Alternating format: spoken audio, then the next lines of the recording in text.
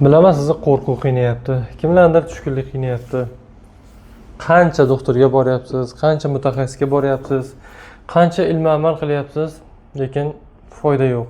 Chunki muammo tashqarida emas. Muammo sizning miyangizda.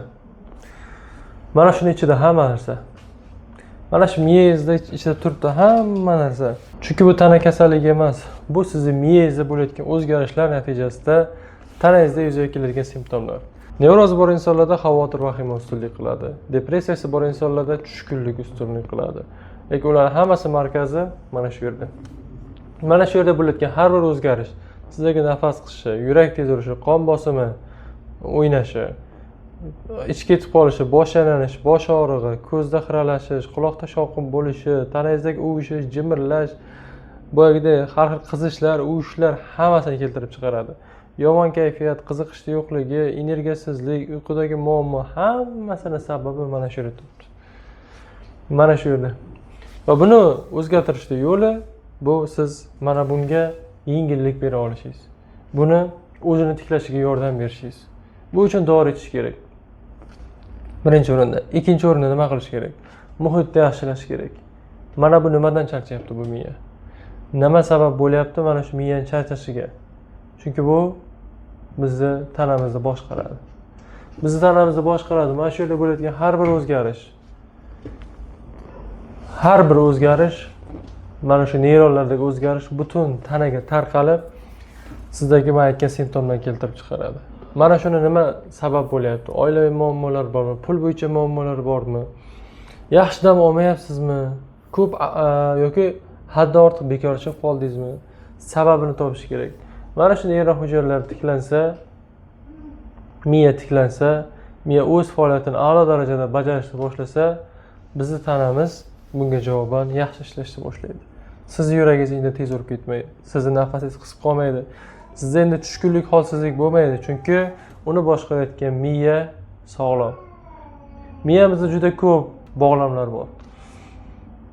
Juda ham ko'p, milliard, trillion bog'lamlar bor, bir-biri bilan svязlar. Mana shuni biz to'g'rilashimiz kerak. Mana shularning ichida noto'g'ri bog'lamlar ham bor. Sizda xavotir keltirib chiqaradigan noto'g'ri fikrlar bor. Siz mana shu YouTube yoki Instagramda videolarni ko'rib, to'g'ri videolarni ko'rib, ancha-uncha xotirjam bo'lgandirsiz. Chunki sizda endi to'g'ri bog'lam hosil bo'lyapti. Miyangiz aqlli, kerakli informatsiyani olib, bu kasallik nimaligini tushunyapti. Oldin xavotir ustunlik qilib, sizni vahima bosayotgan bo'lsa, endi miyangiz buni tushunib, anglab, bilimlar orqali sizda o'zgarish paydo bo'lyapti. Endi mana shuni ko'paytirish kerak. Ko'paytirish. U uchun siz doridan tashqari ko'plab kitoblar o'qishingiz kerak. Bu kasallik nimaligini bilib yetishingiz kerak. O'zingizda nima bo'layotganini siz tushunib, anglab yetsangiz, bu kasallik endi sizni qo'rqita olmaydi. Chunki har bir narsaning davosi bu bilim. Har bir narsaning sababi ham mana shu bilimni yetishmovchiligi, ilmsizlik bo'ladi. Ilmingizni qanchalik oshirib borganingiz sari bu kasallikdan siz bemalol qutulib borsangiz bo'ladi. Shuning uchun mana YouTube'da ma'lumotlar berib boryapmiz, Instagramda ma'lumotlar berib boryapmiz. Shuni tushungan yoki anglab yetgan insonga mana shu yerdagi ma'lumotlarni ham o'zi yetarli. Anglab yetmagan inson mana 100 ming qabulga kelsa bo'ladi. Yoki onlayn kurslar bor, yoki 100 ming so'mga atiga yopiq bilimlar manbaini ham tashkil qilib qo'yganmiz. 100 ming so'mga bir oyga bemalol foydalansa bo'ladi qimmatli ma'lumotlardan. Nimaga? Chunki siz mana shu kasallikdan qutulishingiz uchun buni bilishingiz kerak.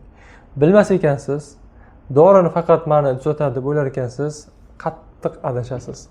Dori hammaga birdek bermaydi. 10 ta odamdan bitta, ikkitasi 100% chiqib ketadi, to'g'ri. 5-6 ta odamda simptomlarni kamaytirib beradi, lekin dorilarni to'xtatgandan so'ng yana stressli ko'payib ketib qolsa, yana qaytalanishi mumkin bo'ladi. Lekin siz bilimlarni egallab olsangiz, xuddiki o'zingizda immunitet hosil qilasizda, ana endi har qanday stressga siz turib berishni, tanangizni boshqarishni, stressni kontrol qilishni o'rganasiz. Aynan mana shu narsa sizni sog'ligingizga kafolatlaydi.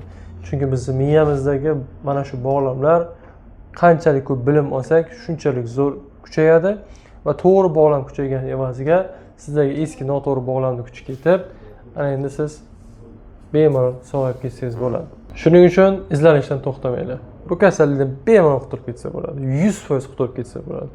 Men doim bitta gapni takrorlashni yaxshi ko'raman. Nevroz degan kasallik. Tuzalmaydigan odamlar bo'ladi.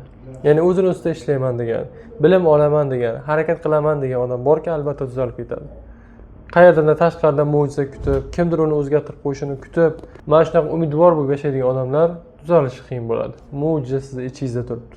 Faqat uni uyg'ota olish kerak, unga bilim berish kerak.